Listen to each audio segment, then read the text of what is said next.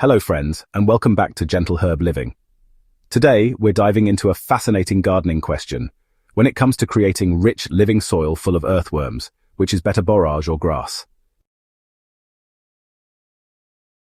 You might be surprised to learn that both have their strengths, but one might just be your secret weapon for building the ultimate worm paradise. Before we get into the comparison, let's quickly talk about why worms matter so much. Earthworms are like tiny underground farmers. They aerate the soil, improve drainage, and leave behind worm castings, nutrient-rich mini compost pellets that plants absolutely love. The more worms you have, the healthier your soil becomes, and the less work you have to do. So if we can figure out which plants attract and support worms best, we can, really supercharge our gardens naturally. Let's start with grass. For many of us, grass is everywhere: lawns, pastures, meadows. It grows quickly, produces a lot of root matter, and creates a dense mat in the soil. Earthworms love grass roots because they create a stable, moist environment with plenty of organic material for worms to eat as the roots die and regrow. Grass clippings. When left on the ground, they can feed worms directly as they break down. It's quite a natural process, really. Now, one of the big advantages of grass is that it provides a consistent, year-round habitat in many climates. The roots, they're always there, holding moisture and providing shelter for worms. It's like a cozy home for them. Pasture grasses, especially ones like rye or fescue, can produce quite impressive worm populations. It's fascinating how these grasses support such vibrant ecosystems. However, there's a catch. Grass can become so dense that it limits plant diversity, which means worms are mainly eating one type of food. And in gardens, grass can compete with vegetables for water and nutrients if it's not managed carefully. Now, let's look at borage, a plant that's often called a gardener's friend for good reason.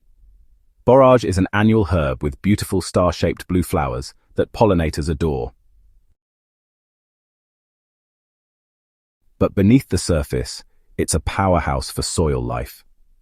Borage has a deep taproot that breaks up compacted soil, creating channels for water and air, exactly what worms love. When borage dies back, that big taproot decomposes underground, leaving behind a tunnel lined with organic matter. Worms move in and start processing that material, enriching the soil with their castings. On top of that, borage leaves are packed with minerals like potassium, calcium, and silica. These leaves are soft and fast to break down, providing quick food for worms and beneficial microbes. Borage also has the unique ability to drop seeds and come back year after year with minimal care. As a chop-and-drop plant, you can cut the leaves and stems several times a season, laying them down as mulch around your garden beds. This mulch breaks down into worm food almost instantly, especially when the weather is warm and moist. So, which one wins in the Worm Factory challenge? Well, it depends on your goals. If you're looking for long-term stability and, constant worm activity, grass provides a steady home. Worm populations will stay relatively stable as long as the grass is healthy. But if you want to dramatically increase worm numbers and honestly create rich soil quickly, borage offers more variety in food sources, deeper soil improvement, and nutrient-rich organic matter. Another important factor is biodiversity. Worms thrive when they have a buffet of different organic materials to eat: roots, leaves, stems, and even decomposing flowers. While grass is a solid foundation, adding borage into your garden or even into a pasture creates a more diverse environment for worms.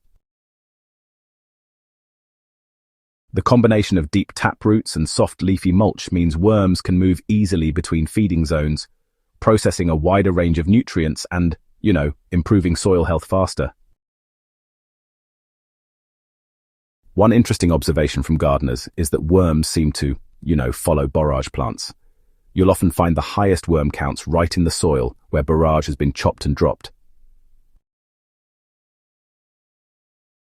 In fact, many people use borage as a worm attractant when setting up new garden beds or rehabilitating poor soil. Plant it, let it grow, chop it down, and, well, just watch the worm population boom. Of course, there's no reason you can't use both.